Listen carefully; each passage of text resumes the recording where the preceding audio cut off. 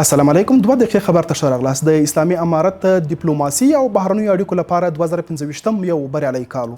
د اسلامي امارت ویان مولوي ذبیح الله مجاهد ویلي چې تیر کال د افغان حکومت لپاره د ډیپلوماسي او له بیلابیلو هیوادونو سره د اړیکو د پراختیا په برخه کې یو بریالی کال و. ښاغلي مجاهد پر خپل ایکس پاڼه ویلي چې د یاد کال په ترڅ کې نه یوازې د اسلامي امارت اړیکې له ګڼو هیوادونو سره پراخې شوي، بلکې د روسیې لخوا د اسلامي امارت په رسمیت پیژندل هم یو مهم او سیاسي ډیپلوماتیک پرمختګ و.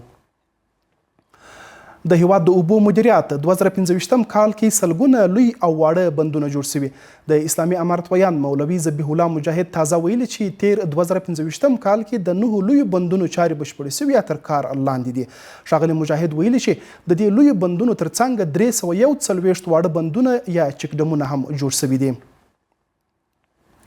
د غیر معیاري درملو پر وړاندې مبارزه کورني تولید ته لومړیتوب ورکول کیږي. د امیر روغتیا وزیر مولوي نورجلال جلالي له افغان پانګوالو غواړي چې په کور دننه د هغو درملو په تولید کې پانګونه وکړي چې په افغانستان کې نه تولیدیږي. ښاغلی جلالي زیاتوي د غیر معیاري درملو د وارداتو مخنیوي هڅې جدي شوي دي.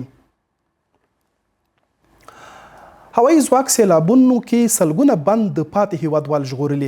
د ملي دفاع وزارت خبر ورکړی چې د 209 الفاروق قلي اردو هوایي ځواکونو د چورلکو پر مټ د فراه ولایت په مرکز پشترود، خاک سفید او قلاګاه ولسوالیو کې سیلابونو کې بند پاتې سلګونه هیوادوال ژغورلي او خوندي سیمو ته یې انتقال کړي دي. او صهیونیستي رژیم وایي د ایران لخوا د بالستیک توغندیو توغول به د ایران لپاره ویجاړونکې پایلې ولري.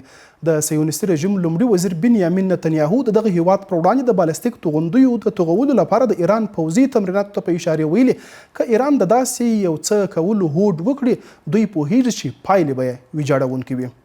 دا و 2 دقیقې خبر. تر بیا د الله په امان.